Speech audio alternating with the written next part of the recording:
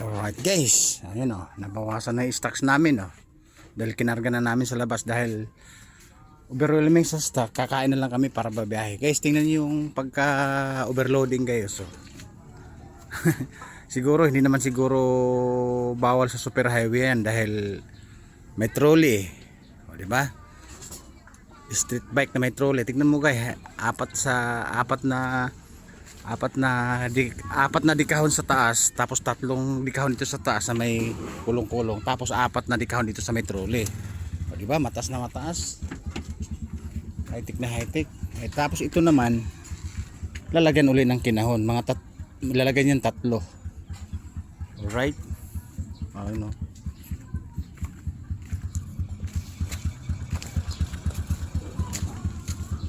guys, mataas na mataas. Sigurado tunilada yan guys.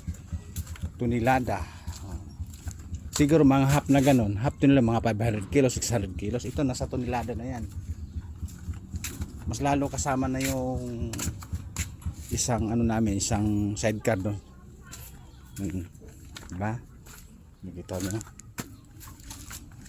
Tuniladang kilos lahat na yan. Kasama yung na yan, yung maton na hunda-hundahan. Ito. Tuniladang kilo. Alright. Ayan. Itatali na lang to, tapos ikakarga, tapos itatali dun sa may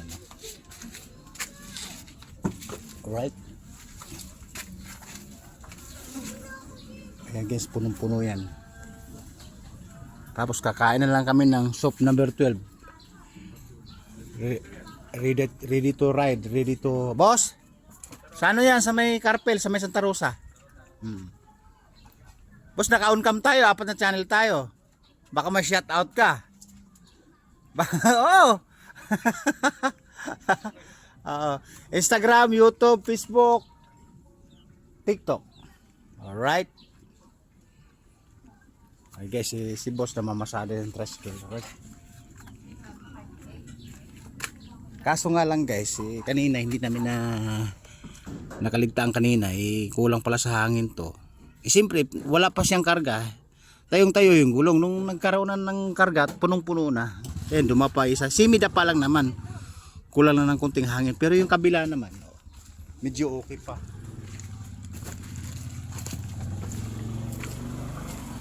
Ayan, medyo pagtsatsagaan pa. Kaysa doon sa isa, parang dapang-dapa na. Parang kawawang-kawawa na. Kaya mamaya, pagkatali nito, lalagyan ng hangin.